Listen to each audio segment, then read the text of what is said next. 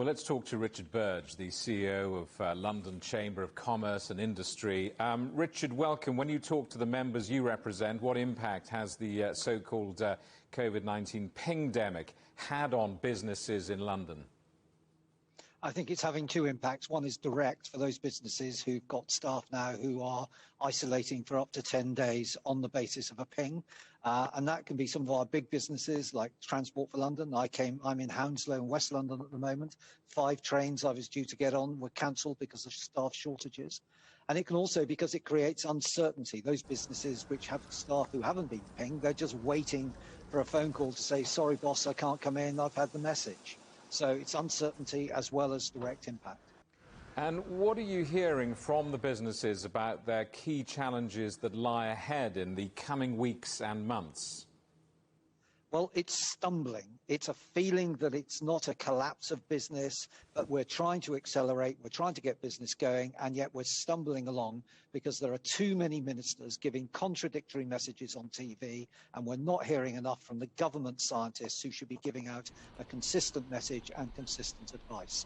So our view and the London Chamber is that if you get a ping, you should actually just be asked to test every day for 7 days.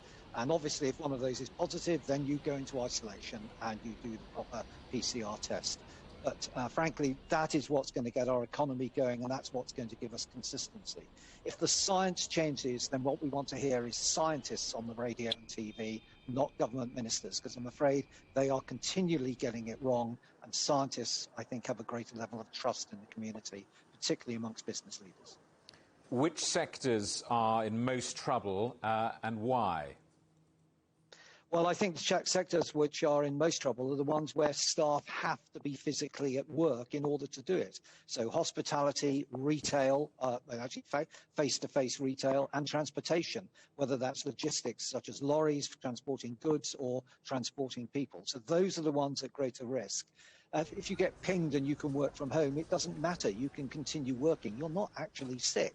So people who can do their office work, working from home, shouldn't be affected. But anything to do with a person physically having to be at a location can suddenly have their business stop overnight on the basis of one message. Supply shortage worries are creeping back into the public discourse. They're on the front pages of many UK newspapers over the last couple of days. Is there really legitimate cause for concern, or is this a newspaper story that doesn't have great substance in it?